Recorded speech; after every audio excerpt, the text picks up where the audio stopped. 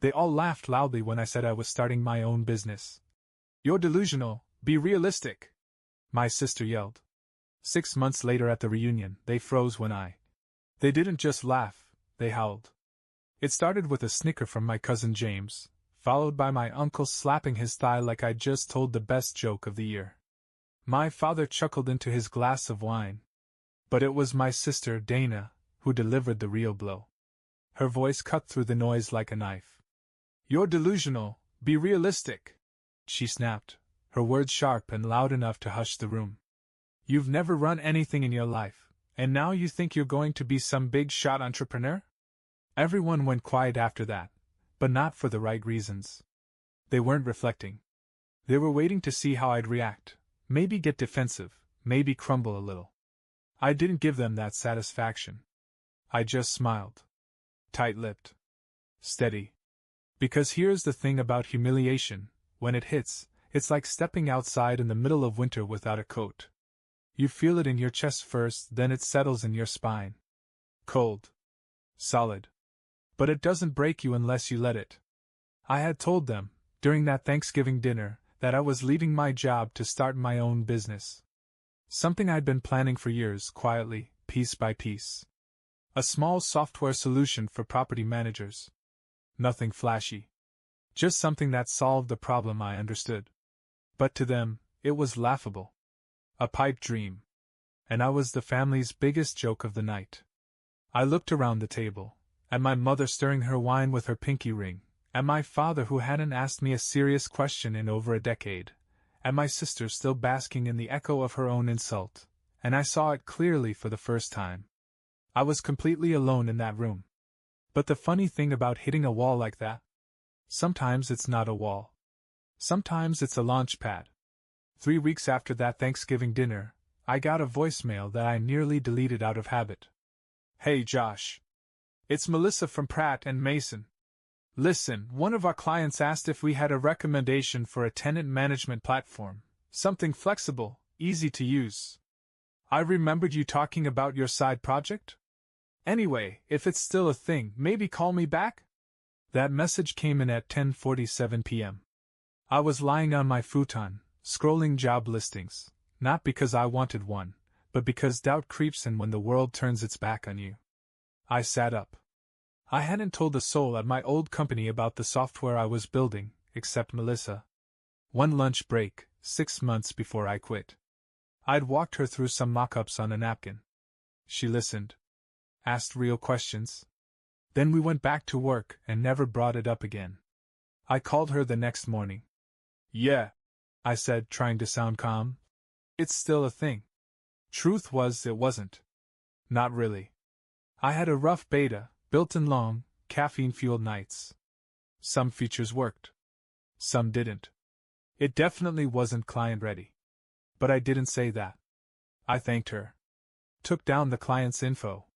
And after we hung up, I sat there in silence for a full minute. Then I opened my laptop. That was the moment it stopped being an idea. In the following days, something shifted. I started waking up before my alarm. Ate standing up.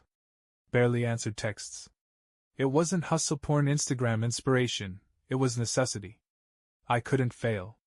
I wasn't just building a business anymore. I was building my proof. Every sneer, every laugh, every snide, "Be realistic," echoed in my ears while I worked. I coded through the headaches. Fixed bugs at midnight. I cold emailed 20 property managers a day. Half of them ignored me. The other half?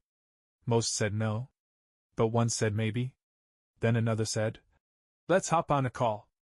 And suddenly, I had a demo to schedule. The first pitch didn't happen in a sleek conference room or over some overpriced espresso.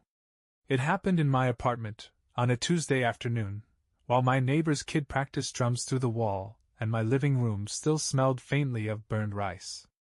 I cleaned up best I could, wiped down the table, stacked my unopened mail like it was part of the decor, and prayed the Wi-Fi wouldn't drop during the call.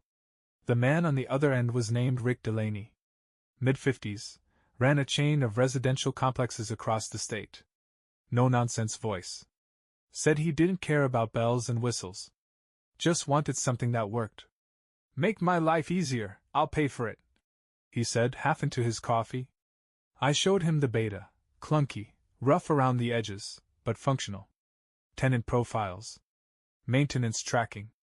Automated reminders. I had maybe 5 working features. I walked him through each one slowly, watching for his reactions. At one point he leaned back and muttered, "Huh." I couldn't tell if that was good or bad. Then he asked, "You built this yourself?" "Yeah," I said. "Just me so far." There was a pause. A long one.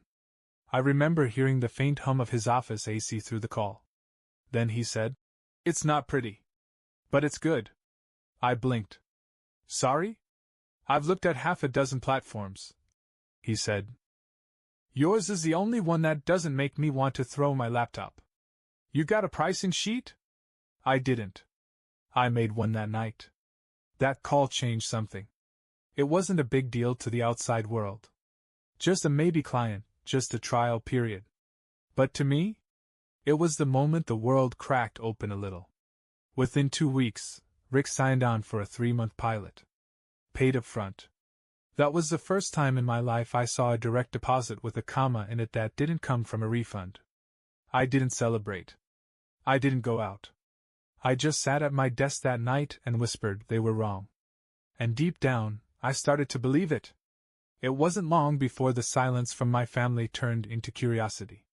Then from curiosity to something else, something more calculating. It started with a text from my dad. "Hey kiddo, saw your name on LinkedIn. Looks like you've been busy." That's how he phrased it. As if we were old buddies catching up after a high school reunion. No mention of the last time we spoke, when he looked me dead in the eye and said, "You'll be crawling back in 6 months, begging for a job." I didn't respond. A few days later, my mom sent a message in the family group chat, the same one that had been radio silent since Thanksgiving. "Mom, Dana said you're doing something with software now? So proud of you, honey." Dana. Of course it was Dana.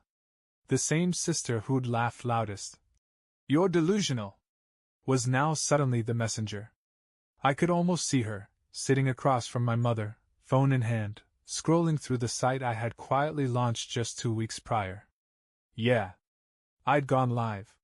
3 paying clients, 1 pending contract, and a waiting list of 7 more. I had taken Rick's feedback and overhauled the interface. Hired a freelance designer with the first paycheck. Smoothed out the bugs. It was working. Really working. I didn't reply to the group chat either. Then came the real kicker, Dana herself. "Dana. Hey stranger. Heard about your little business. That's actually pretty cool." Little business. I stared at that message for a long time. It wasn't an apology. It wasn't even an admission. It was the beginning of the pivot. The shift from mocking to maybe we were joking to hey, we always knew you had it in you. And I knew what came next. A family reunion was approaching. 6 months almost to the day since they all laughed. Since Dana yelled. They would all be there. Same house. Same long table. Same smiles. Only this time? I wouldn't be walking in with a dream. I'd be walking in with receipts. The morning of the reunion, I took my time getting dressed. Not out of vanity, but because I knew every detail mattered. It wasn't about showing off. It was about showing up. Clean-cut charcoal blazer, crisp white shirt, dark jeans, and the pair of leather boots I'd been eyeing for 2 years but never let myself buy. Now they felt earned. I parked down the street from my parents' house. It felt symbolic. 6 months ago, I'd parked right there too, walked in with a dream and walked out with their laughter echoing behind me. This time, the energy was different. I stepped up to the house and rang the doorbell. I could hear muffled voices inside. Someone shushed someone. Then the door opened. My mom stood there, smile too wide to be real. "Josh! Look at you!" she said like we hadn't gone half a year without speaking. "Come in, everyone's inside." I stepped past her without answering. The living room was full. Aunts, uncles, cousins. My dad in the recliner. Dana at the far end of the couch, holding court, her voice the loudest in the room, until she saw me. She froze. It was like someone hit pause on a movie. Her laugh cut mid-sentence, her hand slowly lowering from where it was gesturing. I didn't smile. I didn't nod. Just walked in. I could feel it, every eye in the room scanning me. The posture, the clothes, the calm. No need to explain. I wasn't here to prove anything. You look different, Dana finally said, her voice quieter now. I am, I replied. My dad stood and cleared his throat. Your mother made pot roast. Thought it'd be nice to have the whole family back together. I nodded once, then looked directly at Dana. 6 months ago, you told me I was delusional. She looked away. I didn't mean. I cut her off, still calm. You did. And it's fine. But let's be honest about it. The room stayed quiet. Even the usual background chatter, the clinking of plates, the shuffle of feet, vanished. You laughed. All of you. Mocked me like I was some kid playing pretend. Like building something for myself was a punchline. My mother stepped forward. Josh, we were worried. That's all. You didn't tell us much, and... No, I said, finally letting my voice drop a little colder. You didn't ask. Dana opened her mouth again. I raised a hand. I'm not here for a fight. I just want you to understand something. I don't need your validation. I never did. And now? I glanced around the room, made eye contact with every single person who had laughed that night. I'm past you. And then I turned. I turned toward the door, and the moment my back faced them, the air shifted. Josh, wait. My mother called after me, her voice laced with something that almost sounded like panic. Dana stood up. Can we just talk for a second? I mean, maybe I was a little harsh, but... I repeated, stopping in the hallway without turning around. My hand was already on the doorknob. She hesitated. I could feel it. The silence wasn't comfortable anymore. It was thick with regret, too late, too shallow, too rehearsed. You could have told us, she said, and I could hear the grasp in her voice now, trying to reclaim some kind of control. You didn't have to, ambush everyone with this. I turned halfway toward her, just enough so she could see my profile, not enough to give her the comfort of full attention. I did tell you, I said. I told you at that table, 6 months ago. You laughed in my face. She opened her mouth, but there was nothing to say. Nothing that could rewrite what was already written. I'm not angry, I continued. I'm just done explaining myself. Done waiting for the people who should have believed in me to finally come around. I turned back toward the door. Then my dad's voice came, gruff, quiet, almost foreign. You really made it, huh? I paused again, 1 foot already over the threshold. I did, I said. Despite you. And that was it. I stepped outside into the evening air, the porch light buzzing faintly behind me. The door stayed open for a second, like it was waiting for me to turn around and change my mind. But I didn't. I walked to my car. Calm. Steady.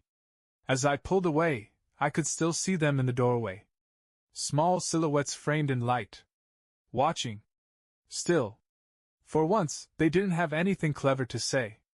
The days after the reunion were oddly quiet. No calls. No texts. Not at first. But I knew how this worked.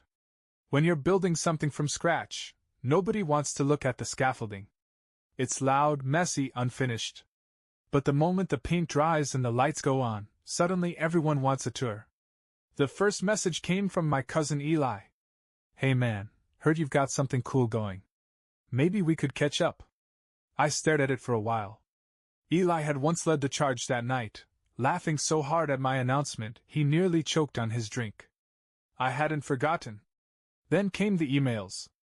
An old high school friend asking if I was looking for investors.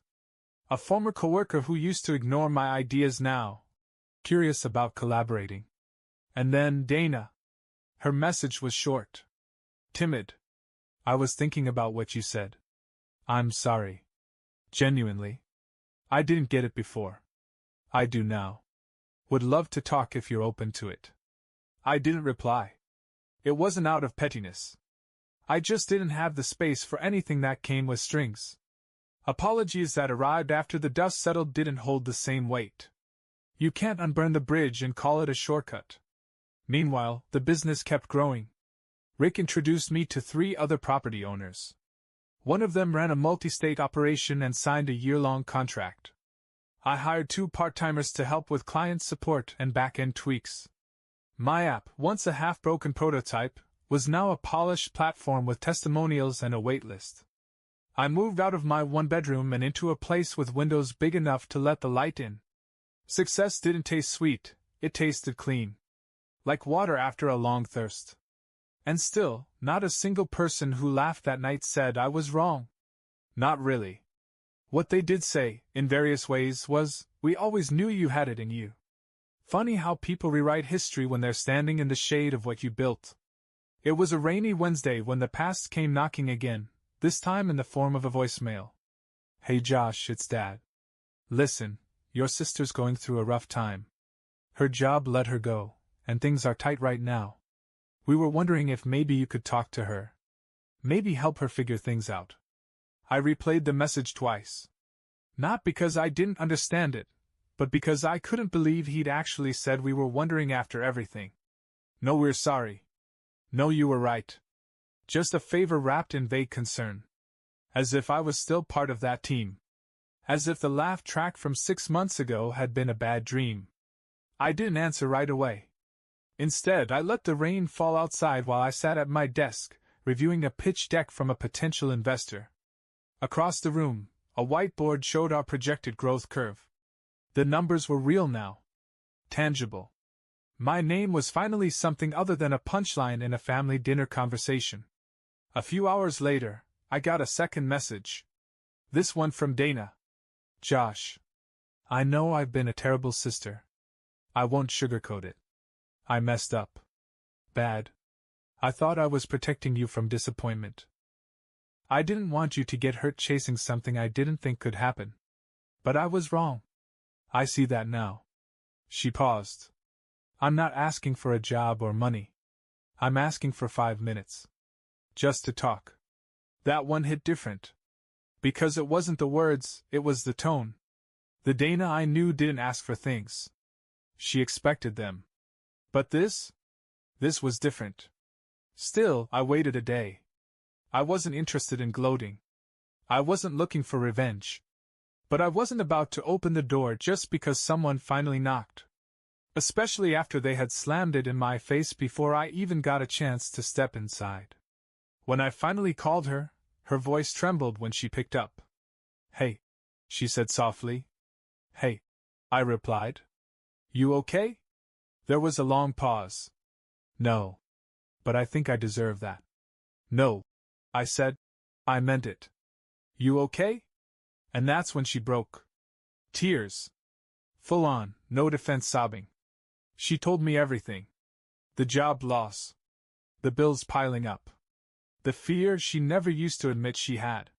How she thought success made you untouchable, and now, sitting in the wreckage of her own life, she finally understood what it meant to build something alone.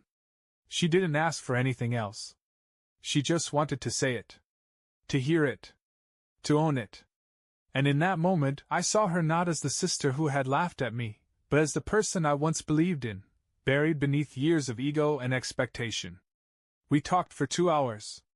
And when the call ended, something strange happened. I didn't feel vindicated. I felt lighter. 2 weeks after that call with Dana, another invitation showed up, this time from my mom. "We're thinking of having a smaller dinner. Just the immediate family. It'd mean a lot if you came." The message was polite. Cautious. Like someone inching across thin ice. They knew I didn't owe them anything, not my time, not my presence, not even a reply. But I said yes. Not out of obligation. Not out of nostalgia. I went because this time, I was walking in with nothing to prove. The house looked the same, but something about the air inside had shifted. Maybe it was them. Or maybe it was me. My father opened the door, and for the first time in a long while, he looked older. Not just in age, but in spirit. He stepped aside without saying a word. Dana was already there, helping my mom set the table. She looked up, unsure if she should smile or apologize again. I gave her a nod. That was enough, for now. We ate in near silence. Not awkward. Just uncertain. Then, halfway through dinner, my dad set down his fork and cleared his throat. "I've been thinking a lot about that night," he said. I didn't respond. Neither did anyone else. The sound of the clock ticking felt loud. "I was wrong," he said finally, eyes on his plate. "About you. About all of it. I thought I was protecting you from failure. I see now. I was just projecting my own fear onto your future." I exhaled through my nose, quiet but deep. I hadn't come for this, but hearing it, it did something. "I appreciate that," I said. "But you weren't just wrong about me. You were cruel." He nodded. "I know." Dana spoke next. "I've replayed that moment in my head more times than I can count. I keep wondering why I said it like that. You're delusional. Like your dream was some kind of disease." My mother looked at her, then at me. "I think we all forgot that sometimes the ones who take the biggest risks are the ones who get the last word." That was the moment. The moment everything settled. I didn't need an apology scripted like a movie. I didn't need a toast or a plaque or a standing ovation. I just needed to know they saw it. Really saw it. Not the success. Me. After dinner, Dana walked me to the door. She stood there for a second, holding her coat in her arms like it was a shield. "You're not the same," she said quietly. "I used to think you were chasing something impossible. But now I see you weren't chasing anything." I raised an eyebrow. "You were becoming." I smiled, small but real. "So were you." I stepped out into the night, the door closing gently behind me. No fanfare. No applause. Just the quiet click of wood on wood. But it felt different this time. 6 months ago, I left this same house carrying their judgment like a weight strapped to my chest. Tonight, I walked away lighter. Taller. Not because they changed, but because I had.